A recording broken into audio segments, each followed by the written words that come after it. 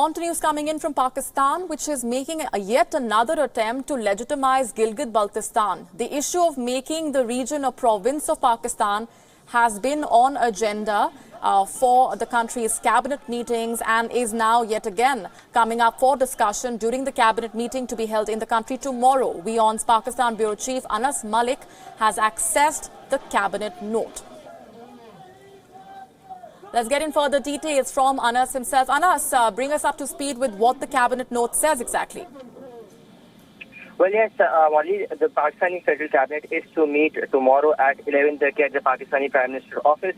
And now the PTI government had decided to give interim province status to Gilgit-Baltistan. That remains a disputed property as of the UN Charter.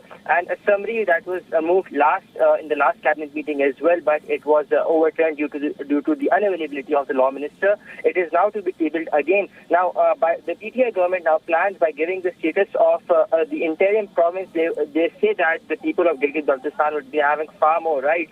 But again, it is we go back in time just 6 days ago. The NEA's note there to the Pakistani High Commission in New Delhi. It clearly asked for Pakistan to leave the illegal occupation it has done of Gilgit-Baltistan. So Pakistani cabinet division or the establishment division is to move this summary again tomorrow in the cabinet meeting, and we're yet to see a decision coming in. However, what we can confirm is that the Pakistani law minister, Barrister Farooq Naseem, will be there in the cabinet meeting, so we can expect some important and key decisions as the takeaways of this meeting. Yes, Polly. Right, Anas, as we have been tracking the developments very closely, this would go outrightly against the United Nations Charter. Since this is disputed territory, Pakistan cannot go ahead and make that move, and it would need to bring about a constitutional amendment to try and make its way through this move and through legitimizing the illegal occupation of the area. Well, yes, the Pakistani government cannot give an official status of as a province to the Gilgit-Baltistan, for it would be violating the UN Charter. But and in order to even make it as an interim province, the government would have to go through a legislation process that includes going through a constitutional amendment. For that, the PTI government would be needing 2/3 majority. That includes in the lower house, that is the parliament, and in the Senate as well. And the PTI government currently does not have that.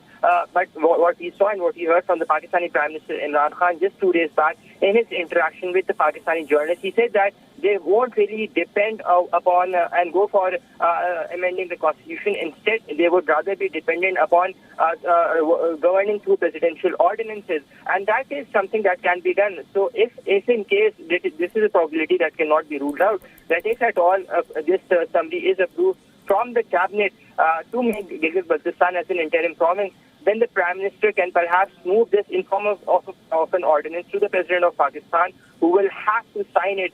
And after every 120 days, that means after every 4 months, it will have to be extended. Though what the bar over here is that on the third extension, after the third extension, it has to be converted into a proper form of legislation, that is through a constitutional amendment. Now we can expect some support from Pakistan People's Party on this move to the current government, but as for the PMLN, we're not expecting any support towards the Pakistan Tehreek-e-Insaf on this move. Yes, Molly. Right, so Pakistan unrelenting when it comes to trying to legitimize the illegal occupation of Gilgit-Baltistan. As Anas was telling us, he's also accessed the cabinet note for the meeting to take place in Pakistan tomorrow. The cabinet meeting will be discussing, among other issues, how to bring about a constitutional amendment to legitimize the illegal occupation of Gilgit-Baltistan. And as we have been pointing out, that would go against the United Nations Charter,